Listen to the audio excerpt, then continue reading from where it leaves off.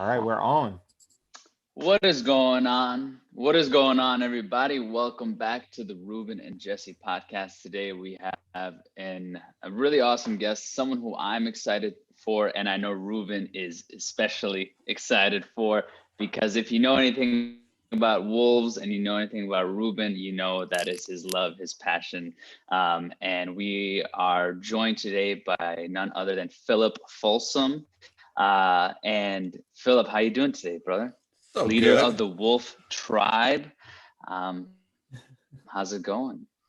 Going great. Happy Sacred Sunday. Glad to be with you guys, and hello to the interweb, all y'all watchers. Yes, sir. Well, Philip, I really want to get us started, and I wanted to jumpstart somewhere where obviously it's like we talk about the hero's journey, we talk about our origin story, and I just want to kind of hear your origin story and what got you kind of leading to your Wolf Tribe and everything you're doing with Wolf Tribe and your brand. But yeah, just want to start it with your origin story. Origin story. All Yes, right. sir. I guess in a nutshell, the I've always been interested with wolves, Mm-hmm. and boy, there's some seeds of our purpose, meaning, personal brand, even the careers we're moving into.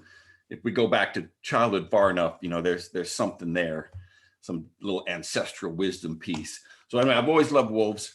Um, in fact, I got my first wolf tattoo when I was 18, and this was Wow. way before I thought I would work with wolves or I was going to study people. I mean, I was in the army, and I was like, I don't know, that's the brand I want on my self.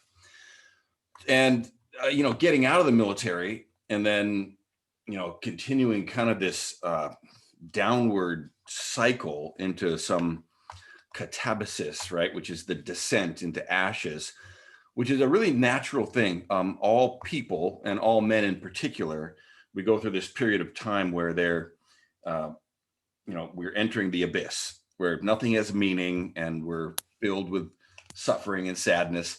And in many cultures, it's so acknowledged that they build it into their rituals and their systems. And it's a just vital component of their kinship systems. In our culture, it's looked at as depression. It needs to be medicated. There's something wrong with you. You've made bad choices. It's a failure of whatever it is, but very naturally occurring cycle for people.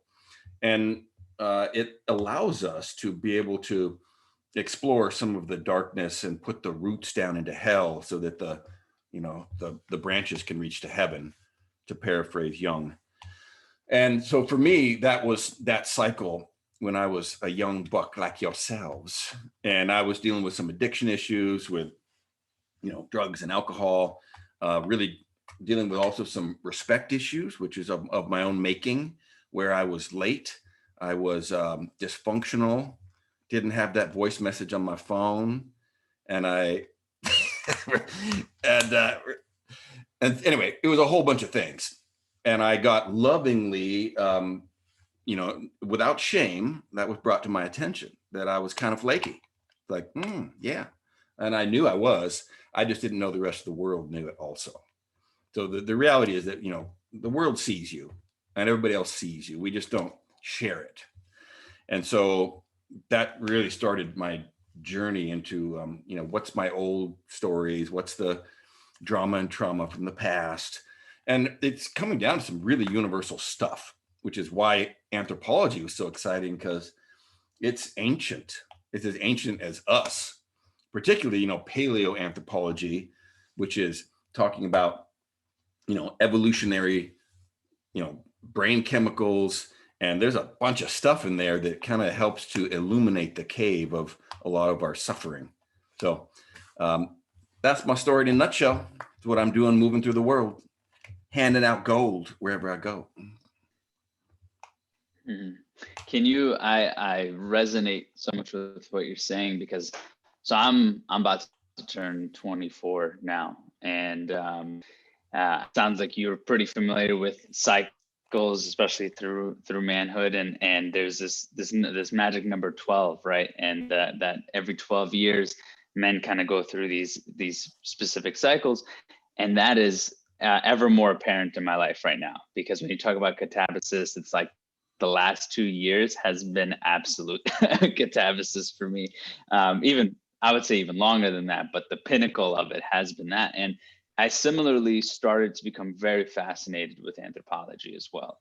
Because of this, because of these last 2 years, I started to become more curious about like, what is the lineage of my emotions or my psychology? Why am I the way I am? Why is the world I function in not supporting a healthier version of this? And so I feel you on that. And so I would just love to maybe go deeper in that area first of, can you share your catabasis, what went on, and what sort of findings did you come out of that to then propel you into pushing on this path now? You're spot on about the cycles of things. The hero's journey is not in a finite loop where you come back with your purpose and the Holy Grail and you're done. It just leads you to a next cycle of that endless spiral going both down and up. And we're designed to be dealing with different problems, to be stuck in the same looping of that old story. That's a bleak thing, right? Just of like, oh man, I got to deal with this one again. So ideally, we're dealing with a different level of the challenge, whatever that next challenge is. And they're always going to be the same challenge in the sense that, the monster in the cave we fear to enter that contains the treasure we seek, that monster always has our face on it. So it's always about us and it's always about our story. So in that sense, it's an endless cycle in looking at what our story is. And but however, it should have a different application to the world in terms of an increased level of service or understanding or vitalization, which is ultimately the goal that Joseph Campbell talks about when he says the hero's journey is not to save the world. And everybody thinks that's what they're supposed to be doing, of, I need to find some grand purpose. Like, whoa. And it's not that. The purpose of this journey is to heal yourself, right? And once you've done that, you heal the world. So the Holy Grail, that's the classic quest item, the iconic cup of Christ. It's not the fact that it is a religious item. It's the fact that it is a healing artifact. That was what that is if you heal the king, which is why they're trying to bring the Grail back, you heal the kingdom. The really important distinction is, our kingship ourselves is directly related to our kingdom. And so when we revitalize ourselves, we revitalize our families, our communities. And so he says the influence of a vital person vitalizes, Joseph Campbell. So ultimately, that's what this endless cycle is a revitalizing and a deepening of ourselves so that we can grow and we can serve. And that's really the duality is we have to be strong and vital and aware and wealthy and, like all these great things that life gives us the opportunity to express and explore, but they're there so that we can increase the service, because there's always got to be something larger than ourselves that we're anchored to. And that's the tension that creates a tremendous amount of energy in the world and on our journeys.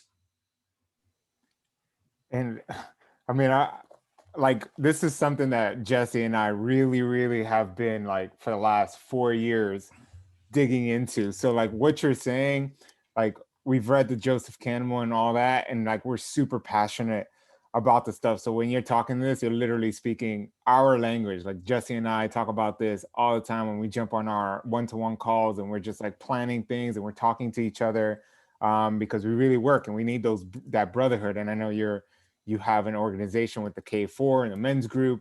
That's huge. But before we even get there, right, obviously, we're looking at your screen right now, for those folks watching, you have Wolf Tribe, Time of the Lone Wolf is over. And I think I really want to get into your background in anthropology. I know that you have a college degree in there, as well as look like what made you so fascinated with wolves. Obviously, you got the tattoo. That was like kind of symbolism to know like, hey, in the future, this is what I'm going to be doing, kind of. At least that's how I'm seeing it in terms of your journey. But also, like, when did the wolves come in where you were just like, I need to dig deeper into this and their wisdom, and I need to bring this into my organization and teach people the nature's intelligence. At least that's how I talk to clients. That's how I talk to my students during my day job. Is like, nature has an intelligence, and if we don't listen, we're losing out on like 80% of what life really means. And this is what I tell them. So I want to hear from you, because I am extremely fascinated by wolf culture. I mean, one of my favorite books is called it's by National Geographic. It's like Wolf Wisdom, and they go over a tribe of wolves, and not a tribe, but a pack of wolves that they follow for many years to kind of study like how wolves really are in the hierarchy system, and how every wolf has a specific part to play in the system, and if that person doesn't play that part, it can collapse, and that's when a wolf will leave and find another one to. There's so much there, there's so much wisdom there, and I would love to hear more from you, because you're doing the work, so it's Yeah. a huge thing. So please tell us more. The wolf wisdom it's a map, it's a framework, it's an access point to be able to explore stuff that is relevant to us. And I think this is kind of an important distinction, because it's one of the missing superpowers of our species is that we're able to utilize maps. Maps are one of the most important systems that humans have. And a map is simply something symbolic that represents a larger thing in the real world that's too complex or too large to fully express or grasp. So humans have the ability to think symbolically, and we also have the ability to think in terms of time. That's our temporal lobes and our prefrontal cortex. It's all this front stuff. And so we're able to utilize these artificial symbolic constructions so we can discuss and share and collaborate, whether it be hunting or mythology or any other large complex thing. So the hero's journey is that map, right, of our engagement with the unknown. That's probably one of the big seminal questions for people is I don't want to go into nihilism, but I know what the future is. And everybody watching this, what the end game is. So we have to find some either mythology or spirituality or some sort of thing to make sense of that journey. Right. So that's the hero's journey, is how do I move through the unknown of the future? And then we have a bunch of other maps. This is a map of time.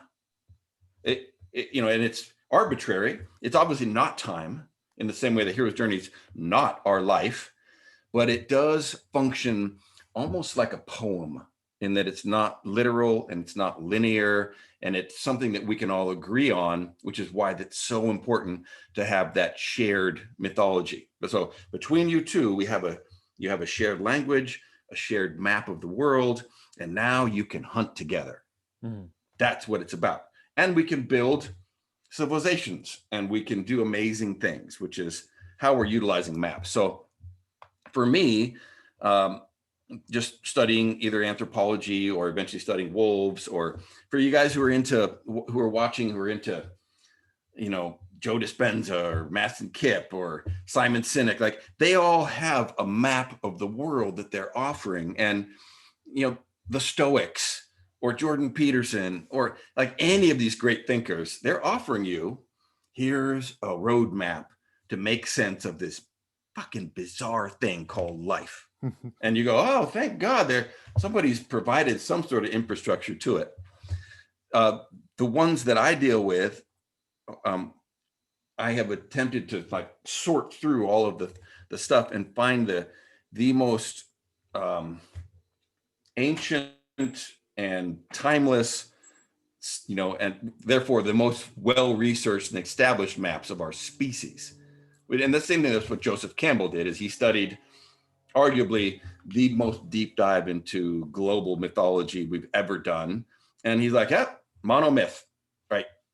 Humanity has basically run a science experiment for 10,000 years of recorded history. And here it is. It's given to us in our stories. So that's a pretty good one. Like, that's about as time tested as we get. Now, the wolves go back even further. The wolf map, that one goes back 35,000 years, because that's the time when this started its evolutionary or, genetic transition to being our dogs. It was that's when we first started our partnership. And it was not a domestication of the wolf. It was a domestication of humans. The wolf was by far higher up on the hierarchy of planet Earth than we were. We were very low on that. So we did not come in as the lords of Earth and then domesticate the wolf. And we did domesticate a whole bunch of other animals. Like, if you look to Mesopotamia, that whole area, man, you just got a full house of a poker hand of all these great animals that were domesticatable, sheeps and cows and chickens and horses and goats, like all these wonderful, amazing animals that were very domesticatable. Whereas you look at North America, nothing. There's nothing we can domesticate except for the dog, right? Which had already happened, 30,000 years ago by that time. So the wolf is the oldest map that we have of what makes us human and what was directing our ascent from being very low level, barely surviving scavengers and moving into this ascendant species that we are now. And it really comes down to, how do we collaborate together? Right? That's central. And this is running straight against this pride-based culture that we all live in, where we're all so important. We all have our really unique journeys, and we're all precious, and the individual human soul is just the most important thing in the world. And it's really, the pack is more important than any individual. And you can see that expressed through every single example of heroism in our history as a species. Mothers sacrifice themselves for their children. Soldiers sacrifice themselves for their brothers. Athletes will play wounded and hurt and before their team. Like, that is ancient, anchored in to our species. So there's this beautiful tension. I'll take it down really quickly to 2 points. One is the tension between celebrating and maximizing the individual success, but only as it means to its position and role in the collective. That's the tension. And obviously Kipling said it better than I will ever say it, which is the strength of the wolf is the pack. The strength of the pack is the wolf. That's humanity. Like, get as good as you can so you can do as good as you can. It's just as simple as that. And that's missing in many of our families, our communities, our companies. So that's the first huge lesson. The second big lesson is diversity, right? Which I understand is a very, pop culture phenomenon right now of like, oh, if we want equality of outcome for everyone. That's not what the wolves are talking about. Everyone has something that when we are put in the right position is genius. We have some role to play. And so the more diversity of experience, of personality that we have within our teams, our families, our communities, the more adaptability we develop, right? If we're all the same, if we're all homogenous, then we're either going to crush or we're going to go extinct. But what the wolves developed is versatility of roles within the pack, just kind of like Ruben, you were talking about. And what that diversity or versatility gave them is adaptability in the ability to like move to another ecosystem and be successful, or to move from hunting to caretaking, or to move from any other external variable so that they can quickly pivot and then optimize. Whereas other animals who don't have that variability within the pack or the tribe, there it's either feast or famine. And the wolves are able to do that. Darwin did not say that evolution is survival of the fittest. What he said is evolution is survival of the most adaptable.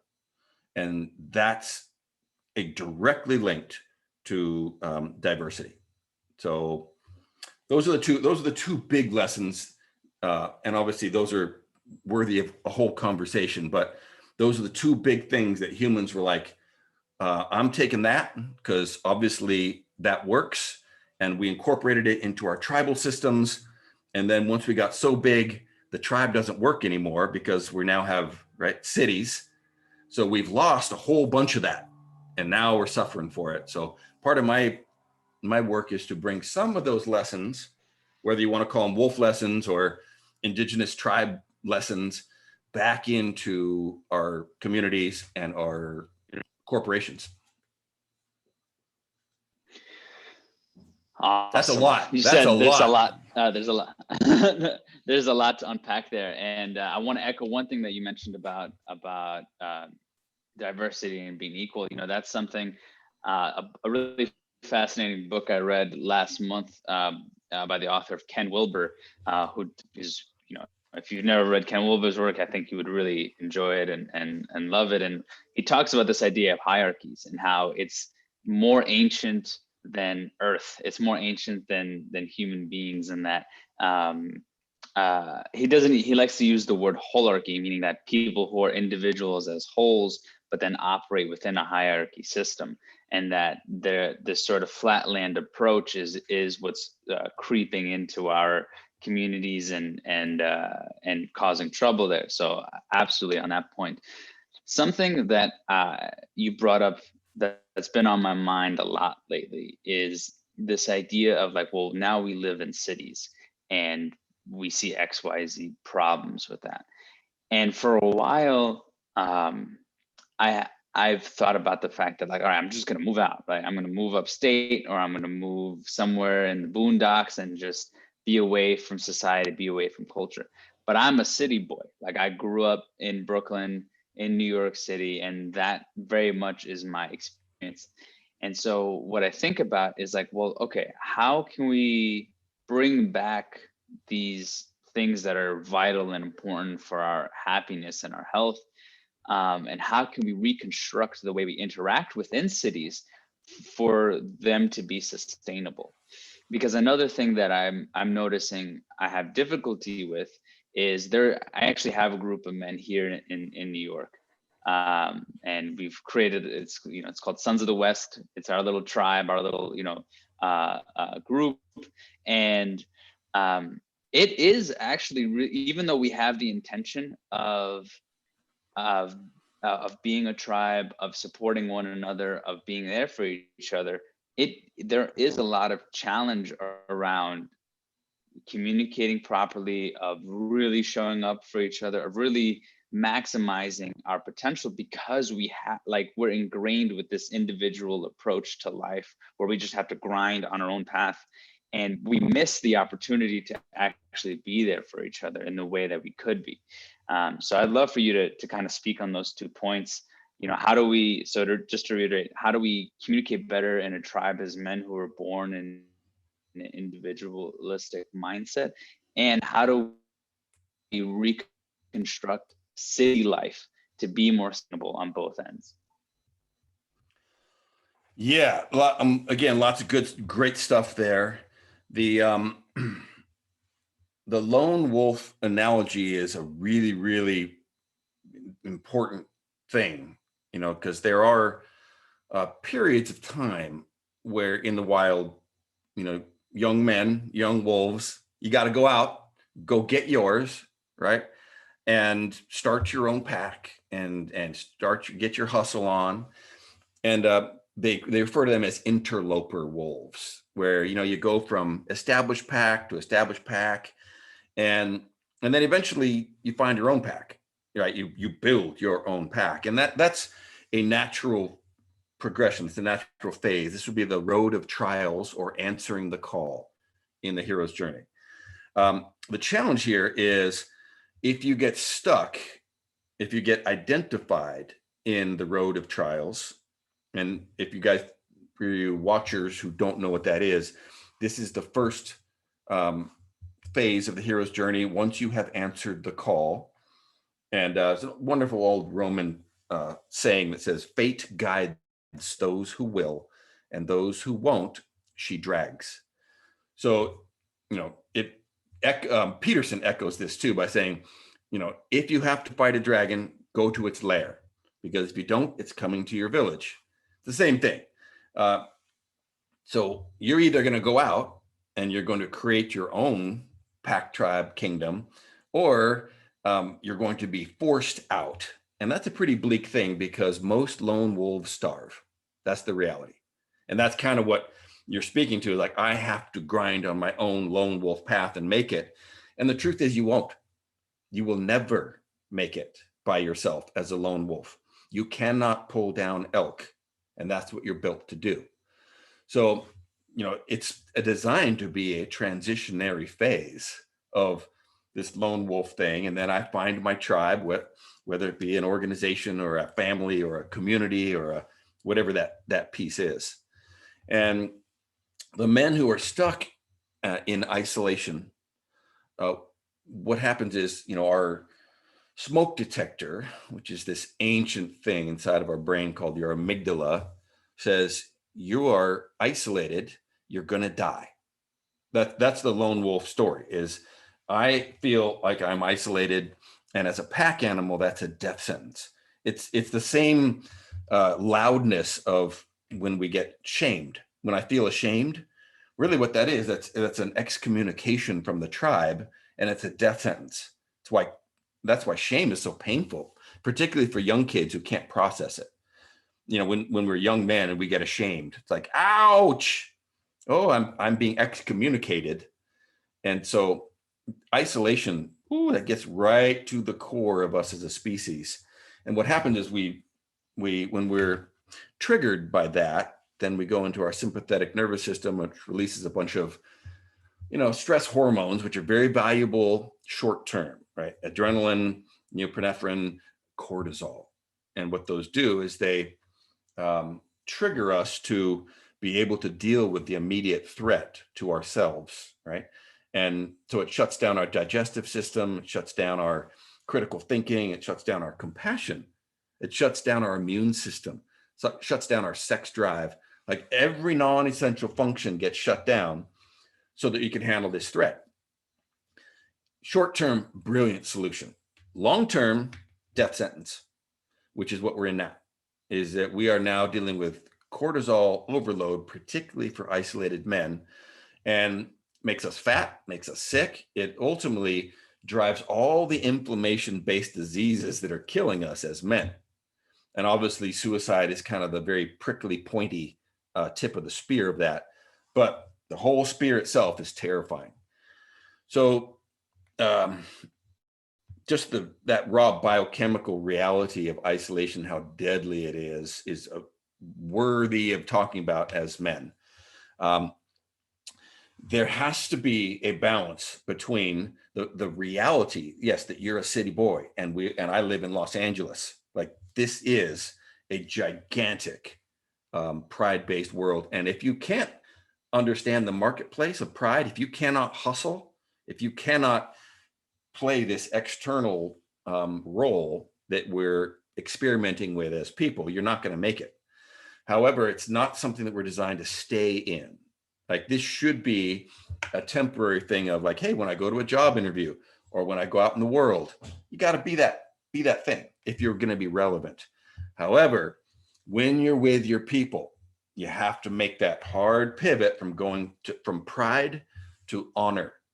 And an honor-based culture is tight, it's small, it's based on relationships. It's what, if you've ever been in athletics or the military or first responders or a jujitsu gym, like, that's an honor-based culture. And what you'll find is, once you have experienced that, you cannot go back, because that's where the juice is. And it's the reason why men who have experienced that, whether in the military or their sports careers, and they've transitioned from that honor culture out into the terrible toxic wilderness of pride-based culture, that's when you see the crater happen, when you see that downward death spiral.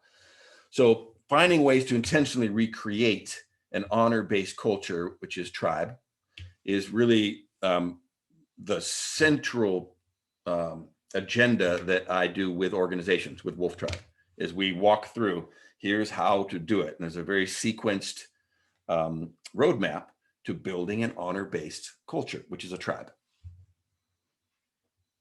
And you bring this into these work cultures. I mean, Yeah. I'm curious to hear how you do that, because this, not all work culture. I feel like on the West Coast, I think we spoke about this over the phone. Like on the West Coast, there's a more open like sense of listening to that, right? Like, hey, learning from nature's intelligence, learning from what wolf's wisdom can teach us, and not only wolves but many other animals as well.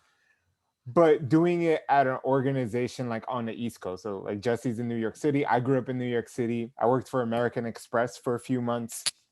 Hated it. I could not do it. I just felt like it's very much like you were talking about, like that. Very individualized. Everyone's trying to get on top of each other because they're like, I need to make it to the next level of promotion. And I'm not going to do that without taking advantage of other people. This was also many, many years ago. So I don't know how much that might have changed now. But just like, how do you bring it where like these organizations can see the value of learning through nature's intelligence, as well as all the historical knowledge that you have? Because I'm pretty sure you have to pitch them in a sense, and you work with amazing organizations, you know, the Netflix, Red Bull I saw, and we spoke about, and all these Apple I saw on your website, all these organizations that are, I feel like, are much more open versus like a financial institution. So is there any way that we can possibly penetrate these organizations to understand that this is vital and that individualism will not get us that far? And a lot of this is based around language. Is, you know, I'm generally intentional about, you know, like nature's intelligence probably doesn't fly in a financial, you know, and neither does me going in like, we're going to reintroduce a kinship culture. Got it. And they're like, nah, you know, that's kind of not what we're about. However, what they are about is creating cultures of innovation, competitiveness, efficiency, workplace engagement. Like these are the 4 profit drivers that make money. Now, those are eminently desirable in every organization across the world. Like, oh, you want to actually make money? Then here's the 4 levers that are going to make you sustainably rich. And that is ongoing innovation, competitiveness, efficiency, and worker engagement or / retention, right? Those are the 4 profit drivers. Now, those 4 profit drivers happen to line up with those 4 archetypes of wolf / humans. And so, you know, I won't sometimes, you know, talk about these are the ancient archetypes of mythology. Right. You know, we sneak it in with DISC or Myers-Briggs. It's the exact same system. And you know, the hero's journey that obviously makes all the sense in the world for us. It's like truth. You know what they call that in the corporate world, Ruben? Have you ever seen versions of that?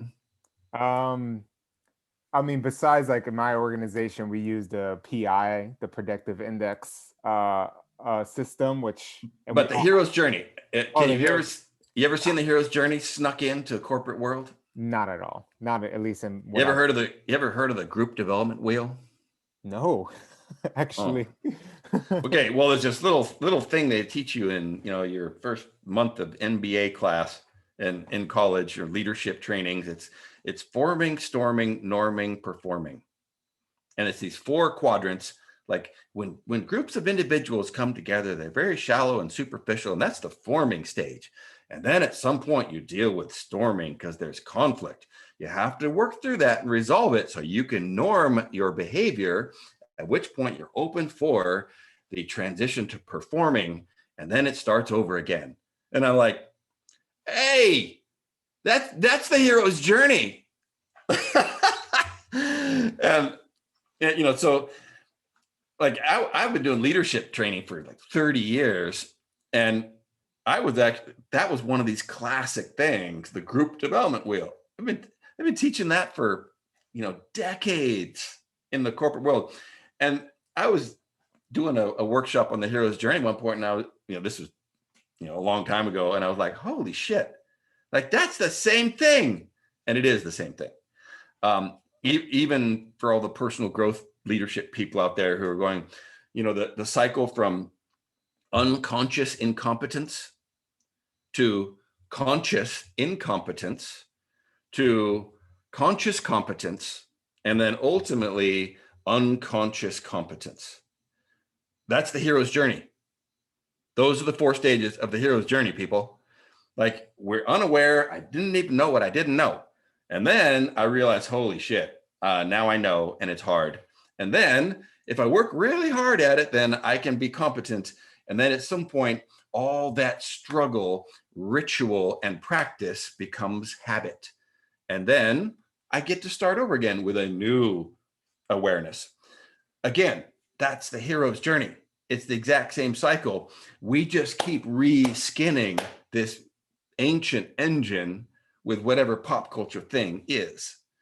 And it's one of the reasons why, obviously the older and more established I get in my brand, where it's like, let's just go right to the source. Let's just talk about the real thing. And many organizations are like, okay, cool. The example of Myers-Briggs and DISC is they're called a psychometric, which is a metric measurement of psycho, right, or psyche. What is that? And what does that mean? What's the root of that? Psyche. Psyche, I mean, consciousness, no? It's actually soul in Greek. And I've gotten to the point where I kind of throw that word out of, so really what a psychometric is, this little disc thing that we're doing with your corporate team, we're measuring your soul. And everybody kind of gets real quiet and kind of uncomfortable, like, oh, we don't say that word in our corporate culture. I'm like, well, there is a reality to this, because you are spending the majority of your life doing this thing, which makes work the most important thing in your life. And everybody gets kind of like, oh, no, it's not. Work's not the most important thing. I'm like, well, that's where you spend most of your time. And these people next to you, you spend most of your time with these people, which makes them the most important people in your life. And, you can see people shift a little bit and go, oh, I might need to rethink how I'm addressing this most central thing and these most central people in my life, because it's the center 4 squares of the chessboard. You don't win the game by surrendering work and then trying to find meaning at Coachella. It's not happening. You don't get to go to Burning Man and go, oh, it was great. Like, no, the solution to your life is taking all this kooky shit that we're learning on all these retreats and books and this podcast, take it home. You have to return home with treasure, and you have to revitalize your kingdom. Otherwise, you're just spiritually bypassing it. It is just rampant these days of men and women attempting to find meaning externally and surrendering the kingdom. Oof. Spitting so much fire. I'm like, I got caught up for a minute. Look, Jesse's laughing because you're just like, all right, moving on to the next thing. But I wanted to take a minute and just like kind of take some steps back when we were talking about pride and honor. And what I want to hear is, obviously, I want to hear a definition between pride versus honor, and a sense of how we can move from a pride-based culture to a more honor-based culture. So pride-based cultures are individually centric. It's the individual is the primary building block of society, and we're all born into it. And because honor-based cultures or tribal cultures, pack, they can, they're so relationship intensive, that, back to the forming, storming, norming, when you first meet someone, you are in that forming stage. You are in a pride-based, shallow, superficial, guarded, like we're not walking around in the bank having these conversations with people. And you can't, because it's not safe and we don't have enough shared cultural systems to be able to do this. So what happens when people or groups of people transition to somewhere between 50 to 100 individuals, then we tip over from this really intensive relationship-based cultures, which are honor, to pride-based, where we have to now have a very different operating system about the way we engage with each other. And one of the really interesting shifts from that is, you guys know what the golden rule is? Like the golden rule in the Bible? I'm Do not unto too sure. others as you would have done unto yourself. Yeah. Wow, you went old King James version. Unto. No, I'm saying. Who even says unto? Do unto others as you shalt have them. It's so weird to hear. Like, we still say that. We will do unto others. Yeah. That it's ingrained in my brain. Right. It's a weird, it's a kind of a kooky thing. And it happens to exist in all of, the really old school pride-based cultures. All have some version of this. And it's really kind of the old school version of a pride-based culture, is that the moment I'm dealing with strangers, I'm going to be pretty careful, and I'm going to drop down to this baseline of behavior that's going to stop all of the horrible things from happening. Like, people aren't going to immediately take my things. If I walk into a bank, I'm not, we all agree, I'm not going to take your things. You're not going to take my things. Cool. That's the golden rule. Where it falls apart is, if I'm treating you like I want to be treated, then I'm assuming that everyone in the world is like me and has the same needs. And it simply is not true. The world is filled with these amazing variations and versatility and personal histories. And like, we're just all chips of this, stained glass window that was part of something, or it will be part of something. And so instead of, treating people the way that I want to be treated, indigenous people or honor-based people would say, I should treat them the way they want to be treated. Now that's the platinum rule. It's a radical upgrade and departure from that forming stage, shallow, superficial, treat everyone the same. And the reality is, we're not all the same. And it takes a long time to get to know what people do need. You have to get intimate. You have to get vulnerable. You have to spend some time on the playing field to get that level of understanding, so that now I can modify my response to you. I can help you. I can support you. I can utilize your genius. I can protect you from your, dysfunction, and we are better.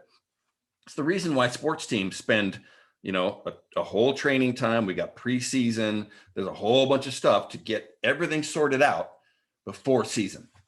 And it's built in, that cycle of these intensely shared things that drive honor-based cultures.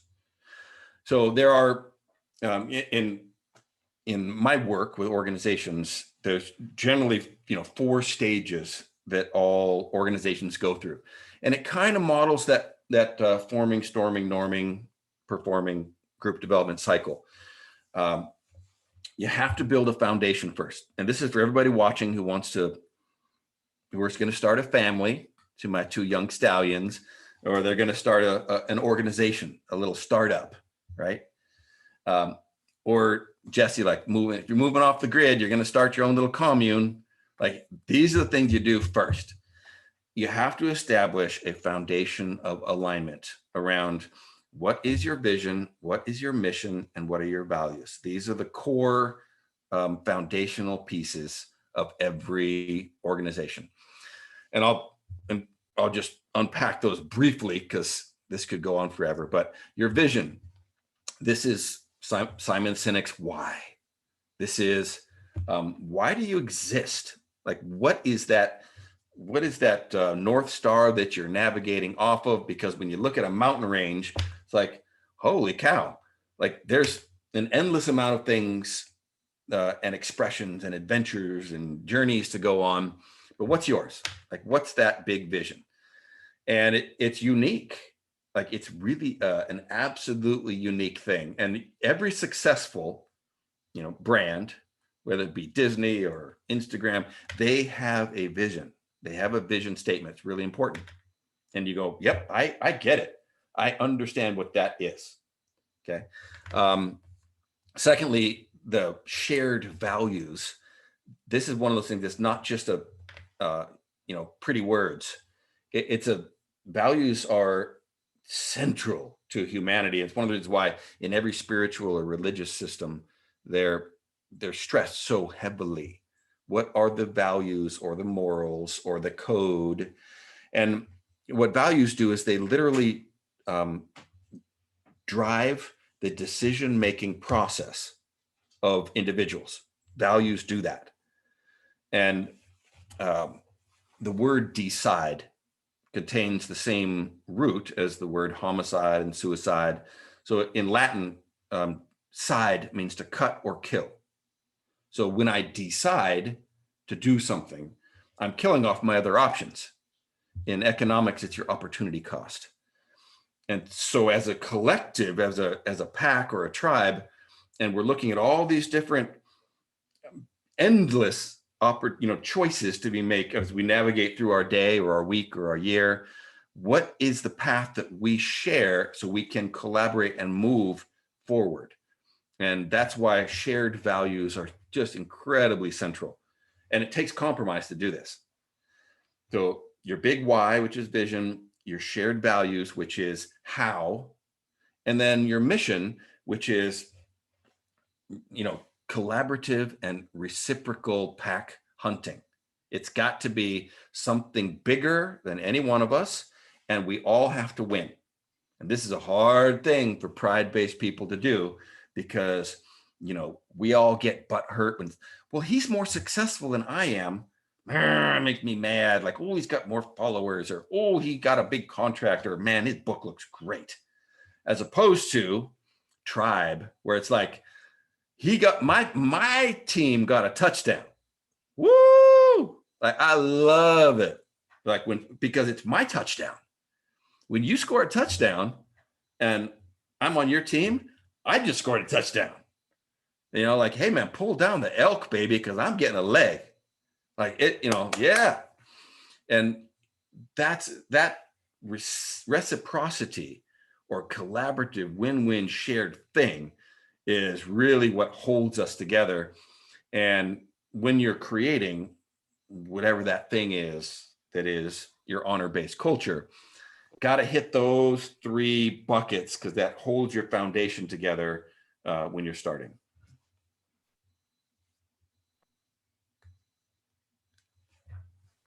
I think Jesse froze. But I know he had a question for you, Jesse. Wanted to to touch on what you're talking about, right?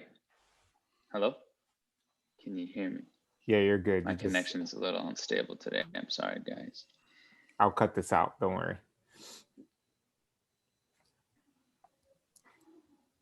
Am I coming through now? Yeah. Am I coming through now? You're in and out. So I wanted to talk about, how about right now? Sorry, my connection, it's because it's snowing out here. Usually when it snows, it gets pretty bad. How's it right now? You're in. So what I wanted to ask was on the idea of collaboration, right? And having someone who, like you said, well, if someone else scores a touchdown, that's our touchdown. in a society that appreciates and rewards competition, how do you still create competition in a collaborative society? Because let's take the example of like a wolf, like Wolf of Wall Street, or someone on Wall Street who is it's the culture there is instilled that I have to perform better than you, I have to get higher numbers than you, I have to win, and that ultimately helps the company. So in a situation like that, how do you create healthy competition that pushes the bottom line forward or gets everyone to continue moving forward, and still have that drive? Because I wonder if if for whether it's good or not, that anger and that fire pushes you to be better. So how do you create a new place of fire within these people?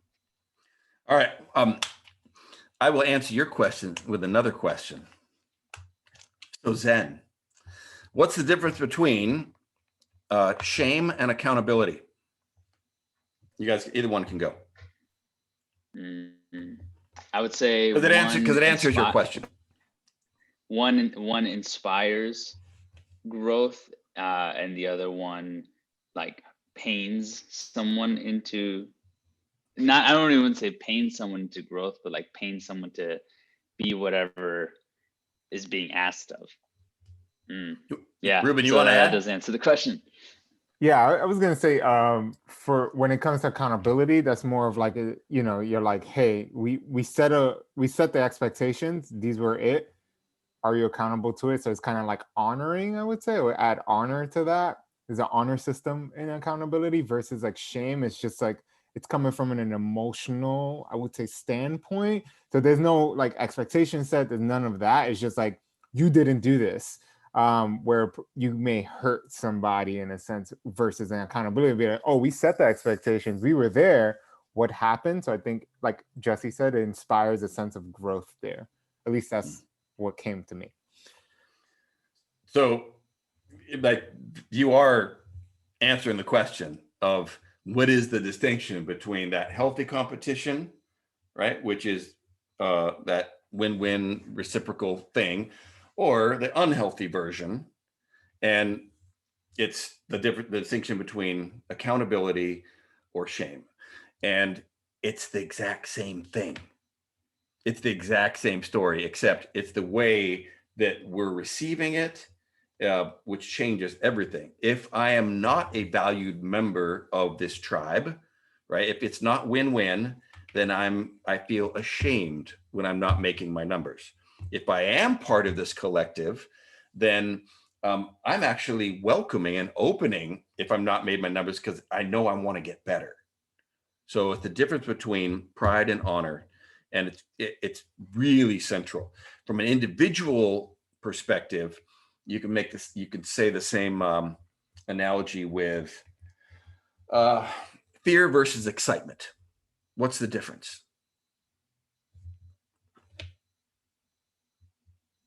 Fear versus excitement. The difference, I would say, same story. It is the same story. I mean, it's like it's how you, I guess, take action after that feeling hits you, because it's the same biological functions being used. No, when you're excited and if you're scared. Oh yeah, the input level is exactly the same, whether we're being ashamed or held accountable, or if we're being afraid or excited. It's our interpretation of the events based on, do I feel like I'm, just a minor player in this story that doesn't have a lot of power, or am I in the solidity of my confidence and in my tribe? And so that personal perspective radically changes everything downstream from that moment. So if I feel like I'm getting shamed, then all of a sudden we've got the whole sympathetic nervous system kicked on, right? Which is cortisol, shut down, immune system. It's a disaster. But if I'm feeling like, hey, somebody loves me and values me and is holding me accountable, then all of a sudden I'm like, okay, I'm highly motivated. Thank you. I appreciate your feedback. coach me more. Same thing with fear and excitement. If I look at, for example, I'm parachuting, like, ooh, this is so exciting. I can't wait to jump out of the plane. But, all of a sudden I have dopamine. I've got oxytocin. I've got like, num, num, num, num, num. This is the best moment of my life versus somebody throwing me out of a plane, to kill me. I have a completely radically different story about that. And my biochemical reaction, is the distinction between heaven and hell. So that's the long exploration of your question, Jesse. There you go. So once again, I'm gonna take a little detour here and kind of based on everything we've been talking about. I think this will be a great place to go based on like where we're at as a country.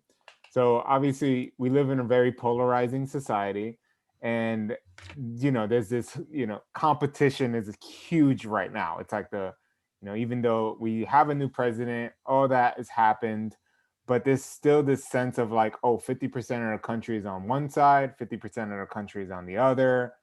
But the idea here is like, what would be best if we were to put them in a room together, the left, the right, and be like, hey, you guys need to figure this out. What would you have them like do to create compassion for one another? Like you have you have this audience, half are blue, half are red, and you're like, we need to work together because our country is falling, in a sense, falling apart, and we're the laughing stock of the world. What are we going to do now so that we can work together and create that collaboration? So how can we have them create compassion? All right, huge topic and really, really good question. And I may get sidetracked, so you can pull me back on if you want. I got you. Well, we shared that from a tribe context, it stops being tribe at about 100 people. And we're at 350 million people. So how do we maintain the kinship of this system? And kinship is the next level when we talk about our alignment foundation of shared vision, mission, values. That's our foundation. Once we've established that, psychologically, what happens is I am no longer looking at you as the other, right? Because the other is terrifying for humans and for wolves. The tribe is incredibly powerful, cohesive, and healthy, internally facing. Externally facing, it's very, very dangerous, and it's called tribalism.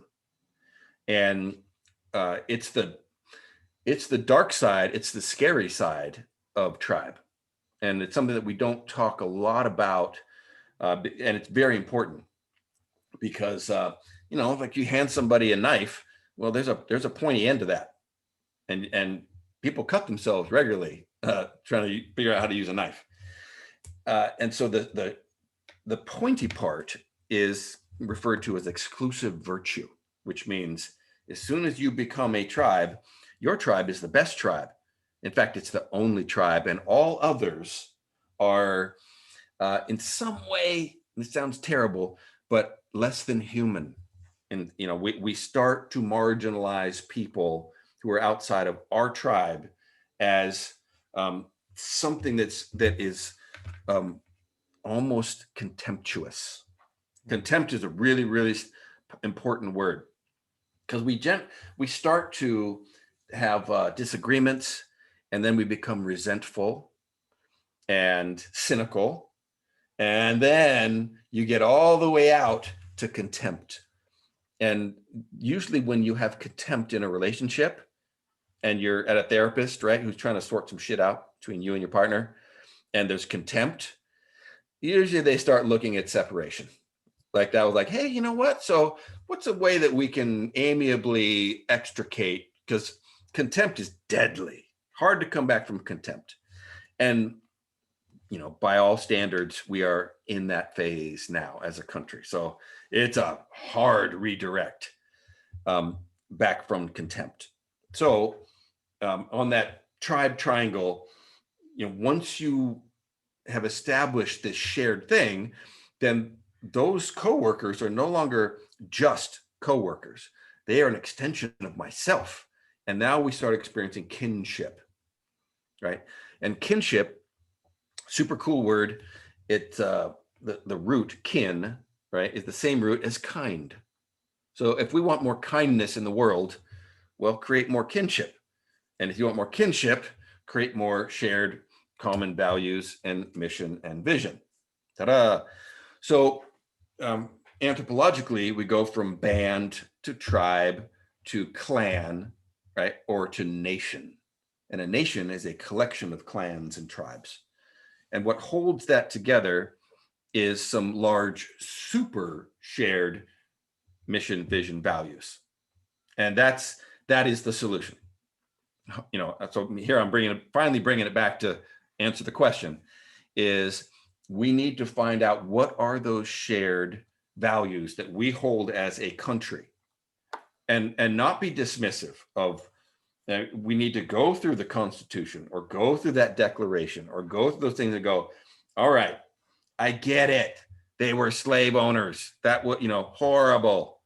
But is there, like, before we throw it all out, is there some core values that are human that we can start on, right?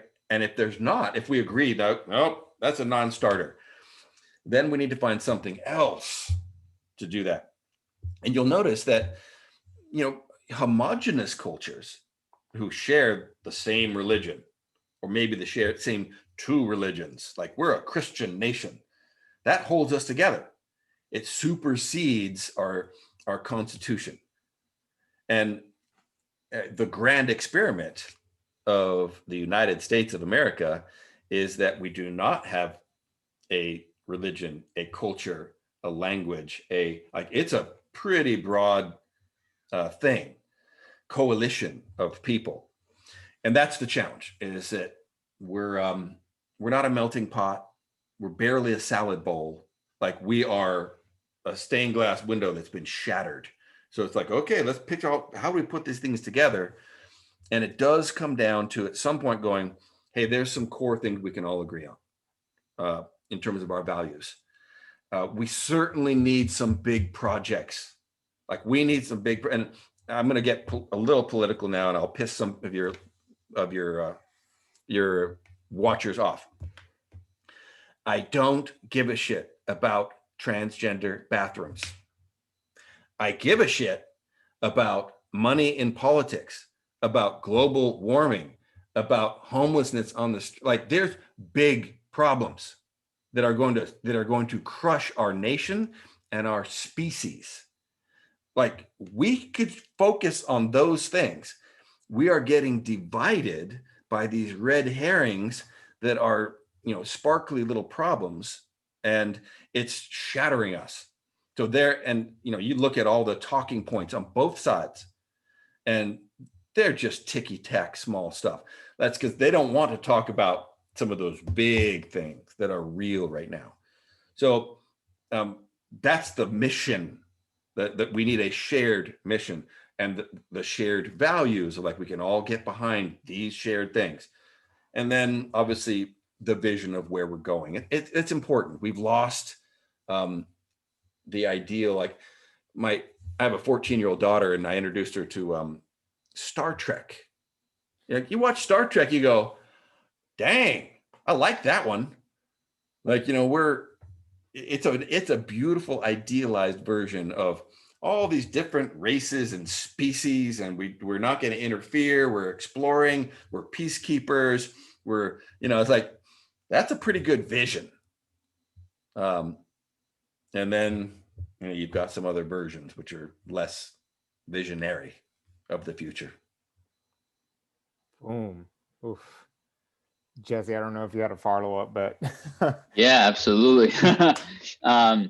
So how can, for all of us listening, including Ruben and myself, when we go about our day-to-day lives, how can we start setting that example of coalition? Because I know for myself, it has been challenging many times where I've seen friends who've become polarized, or people who I come in contact, become polarized. And even with myself, like I'm pretty against, I'll get political here too. I'm pretty against veganism. I'm pretty against the vegan movement. I'm pretty against, How dare you, even sir? though I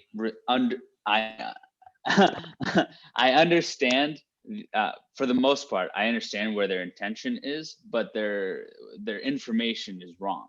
And I find myself at times like looking at a really, in this, I say this because it's such a small scenario.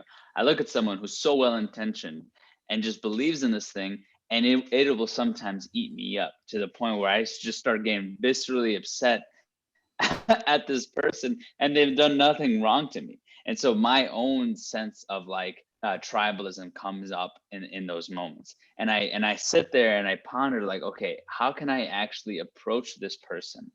And because for a long time I was in a position where it was like, if they don't want that information, if they're not looking for it, then I'm just not going to say anything. I'm going to keep it to myself or just talk about it on my podcast or whatever. But lately it's come to the point where I'm like, I don't have the luxury to just be silent anymore, because everyone is a participant now, and so like, especially those who are actively trying to change your narrative. And if you're actively trying to change your narrative in a direction that's not really supportive for all, how can I engage you in a way to be like, hey, maybe you should take a look at something else, without allowing myself to explode, and then our relationship explode, and then further their narrative of this is the right way to go. What was the question? Was there a question in there? Oh, how do you deal with So the diverse people? So how do you actually start participating in that way, where if you're going to actually make an effort to collide with people who disagree with you, how do you actually participate in this way? I guess I haven't done it sound like you've done more reading about those naughty vegans than I have. I don't have any issues at all with it. I think they're sweet. They're just sweet, beautiful people. Don't want to eat animals or whatever the story is. For me, I'm trying to pick my battles, and I'm trying to stay in the connection phase of my life. And, a really valuable thing that I learned from a therapist lady who was doing veteran work with post-traumatic stress. And she shared with me that anger is not a primary emotion. Anger is a combination of two primary emotions, which are fear and sadness. And so when we are expressing anger, what we're really doing is we're dealing with some sort of a threat or sadness to our position. And the function of anger is obviously is protection, right? It's when the only time that wolves will ever bite each other is if you have violated the 1 square foot around their muzzle. It's called resource guarding. Wolves will never bite each other, ever.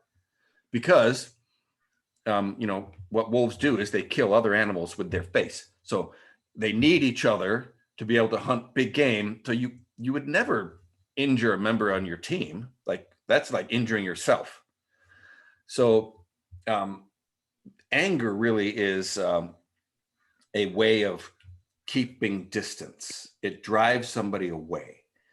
And I see a lot of people not realizing that function, whereas what they really want is they want to have connection, which means instead of anger, I should express the fact that you're making me feel afraid by the choices you're making, or I'm feeling really sad by the choices you're making.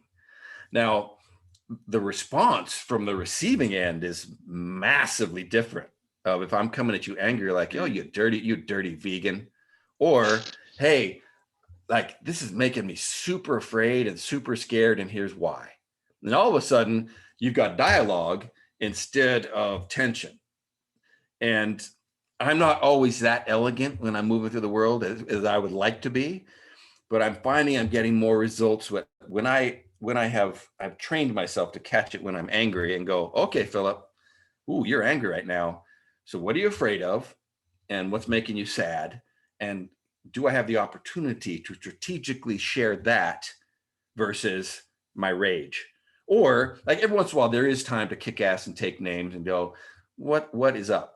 But even like seeing somebody not picking up dog shit or littering or doing something that's like obviously dysfunctional, when you say, hey, that makes me feel this way, all of a sudden you're not dealing with people who are defensive, because the moment you get that you're angry, and we're all, the three of us are fairly opinionated, powerful humans.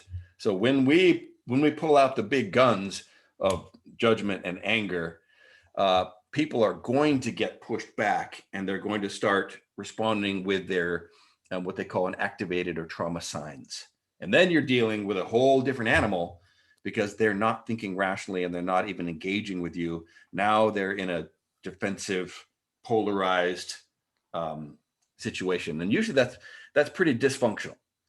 And this is probably good parenting stuff for you guys to, when you're preparing yourself for this. Got to get these tools in the kit, man, before you get ready for that. We definitely have to have a podcast specifically next time on parenting and becoming a parent, and I would definitely want to dig into that. But just like adding on to what we just talked about, like anger, I never thought of it that way. So thank you so much for bringing that up. That it is, and to take that step back, because I know I've had my own historical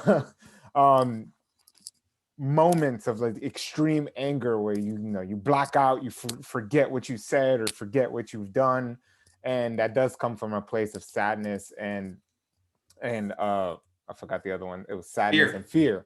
So I definitely can see now, like I'm thinking back to those moments and being like, this is why probably you lashed out at that given moment. So it kind of leads me to this idea, and I saw that I pulled this from your website, how there's an importance of these three things, and they're peace, power, and sacred purpose. And I think this is kind of like the last question that I want to ask before I know you have to jump off, but just like, why are those so important? One, and how can someone and this is something that has happened that I've gathered from a lot of my students, is like they have no sense of purpose. They're kind of like on their last legs of figuring out what they're going to do with their life. So they come to us and they're like, I'm looking for this year I'm going to spend in this training program to specifically find some sense of purpose, some sense of grasping at these last few things, because I have nothing else. And it took me till I was 25 to figure out, this is my purpose in life. I was very lost. So where does that come in, and how can someone like build that? Yeah, I'll break those down to you really quickly. Our current culture gives men two different paths to walk on. And one of them is the anemic nice guy, the pleaser, the woke dude, right? The spiritual bro. Like, that's the nice guy. And he is very peaceful, but powerless. Or, Jesse, you talk about the Wolf of Wall Street, you get that dude who's powerful, but corrupt, morally bankrupt. So make your choice, pick your poison, right? And I always knew that was horribly inadequate, because, I like you, I watched the movies and I read the books, and I know there's a heroic archetype out there that is the man who is both peaceful and powerful. Where's that option? And I believe that there is no balance in the world. I mean, that's a human construct. There is no fairness in the world. There is only an ever-changing harmony, or we call it in athletics the flow state, which is the balance between, chaos and control, or peace and power. And so the flow state between peace, and power, which we would call in masculinity would be that heroic ideal, I define as grace, right? So the balance between peace and power is grace. And it's constantly shifting. And so we have to be intuitively tracking that thing. And that was kind of and very early on awareness that shaped some of my early career of trying to put those two worlds together. And it led me obviously to the purpose conversation, which you're specifically asking about with your students. And I believe that, when Joseph Campbell says it's not about the quest for meaning, it's, and saving the world. It's about the quest for experiencing life fully. And we want to look at some end game of this is my purpose. And it is inherently encoded into the things that made us and how we're experiencing life. And that's passion.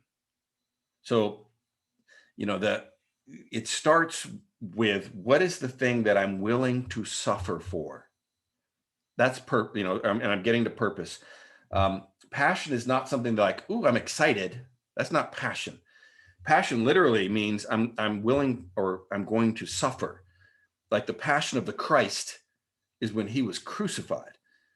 So passion is actually the thing that you feel so strongly about that you're willing to suffer for. Like that's a big deal. So the quest for purpose initially starts with, what am I passionate about? What has broken my heart? Where is my shadow? Like you have to go into the abyss, right? Or the descent to find out what has broken me. That's where my passion is. That's where my gold is. And once I've at least got enough of that golden ore that I can, I have an understanding of this thing that I want to do. How does it connect with people? So where your passion serves people is your purpose. And that's the sacred. So sacred is a really important word because it includes sacrifice inherently. That's why I connect, passion in there with purpose, is that to have anything sacred, you are going to sacrifice always. There's nothing free. If you want to get in shape, if you want to make money, if you want to have a great relationship, you're going to sacrifice for the sacred of those things. So it starts with the thing you're willing to suffer for. And then where you bring that gift out into the world at the micro or macro, that's your purpose. So peace, power, sacred purpose. Bam, right there. And so I had to write it down because I'm totally gonna use that, and then obviously put your name at the end. No, man. You cannot steal what is freely given. That's definitely the truth right there. So one thing I wanted to ask, and this is because me and Jesse are huge readers, as you already heard. Jesse was like, I read this, and I've already told you about the amount of books I've read, specifically in Hero's Journey or anything. I'm curious to know two things. So one, what is the book you have gifted the most to anyone, women, men, anyone? And two, What are books that you are currently reading? That's a good one. I have probably given Iron John away the most. That's the one that never seems to stay in my house. And that is, for you guys who have never heard of that, is one of the 3 core central books of masculine psychology. So, and any of you men who are... That's the first book I read on sorry if I'm lagging out. That's the first book I read on masculine psychology when I was like 17 or 18. Yeah, I think I have a copy somewhere. Anyway, and ladies, women, if you're watching, it's wonderful to have so many women who are interested in men's work. In fact, all these men's work things that I'm involved with or I study, I see a whole bunch of women. So God bless you guys for giving a shit. And of course, you should be interested because we are the problem and the solution. And, men are the core of this thing, right? We're the ones that are the drama and the trauma, but we're also the ones that, we built the world and we broke the world.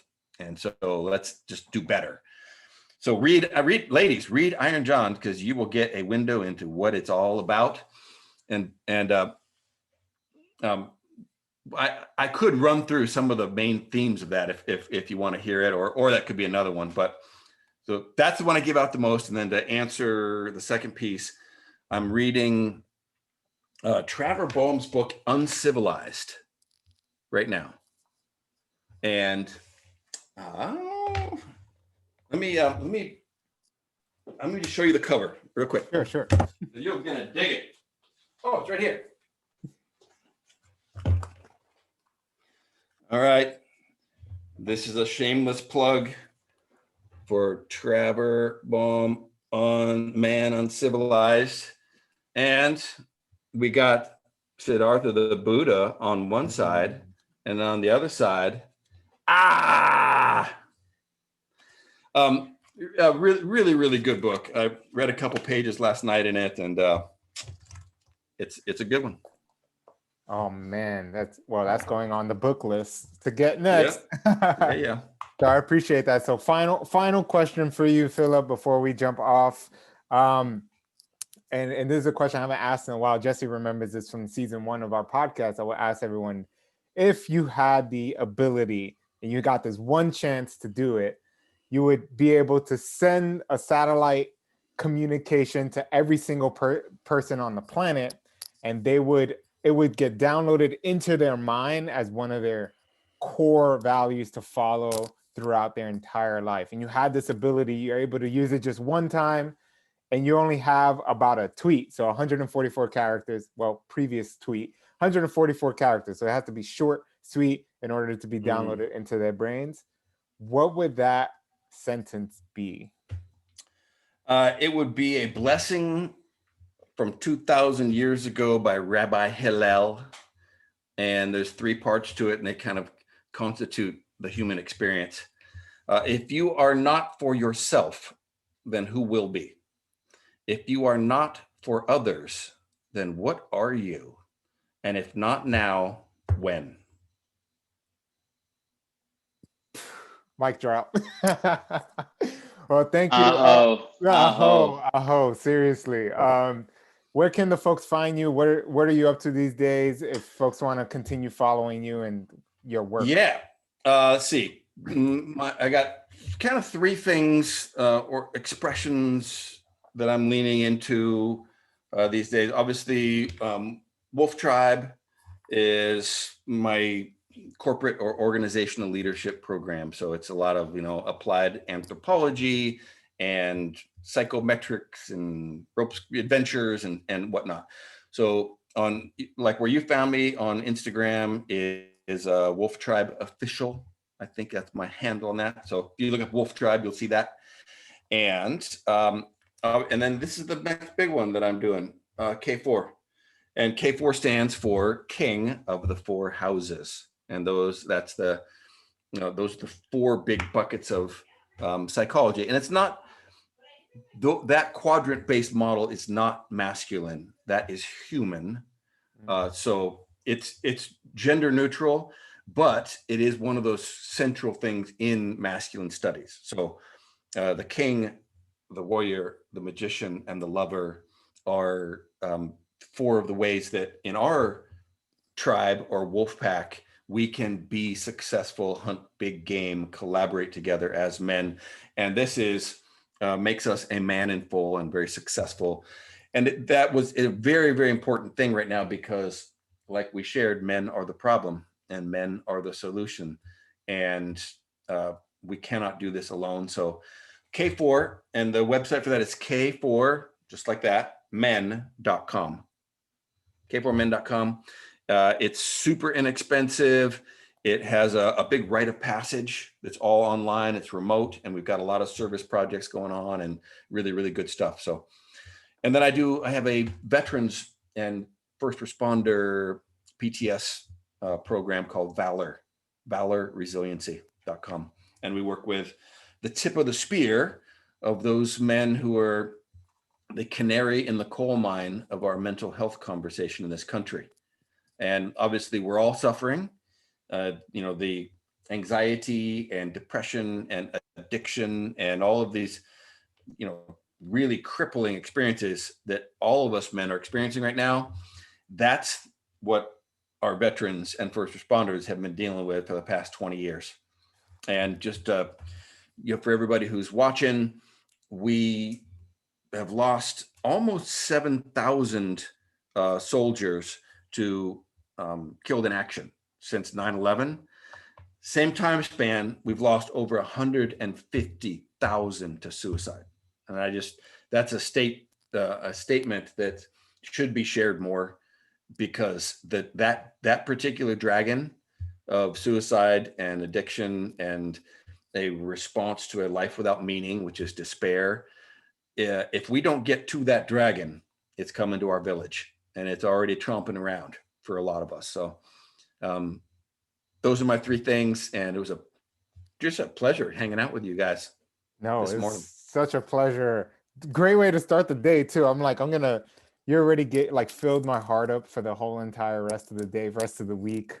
I definitely want to continue conversating with you, have you on the podcast again. Obviously, all that you said will be in the show notes. So if folks want to visit the website, check out what Philip is doing right now. It's a lot, but hey, wherever spoke to their heart and their soul and stirred their soul, I think, they have many places to go, and you're doing so much for this world. You're bringing your golden ore to this planet, and we cannot be more grateful for that. And the fact that I'm able to bring your teachings into my own with the younger packs that I work with, I think it's going to be something really, I don't know what it's going to turn into, but I feel like it's going to turn into something big. And I appreciate everything that you do, Philip. I'm so grateful to have met you and to bring you on this podcast and share your everything that you're doing with the world that we have here. So appreciate you, man. Thank you so much. Jesse, good to meet you too, bro. Pleasure to meet you, man. Thank you so much for tuning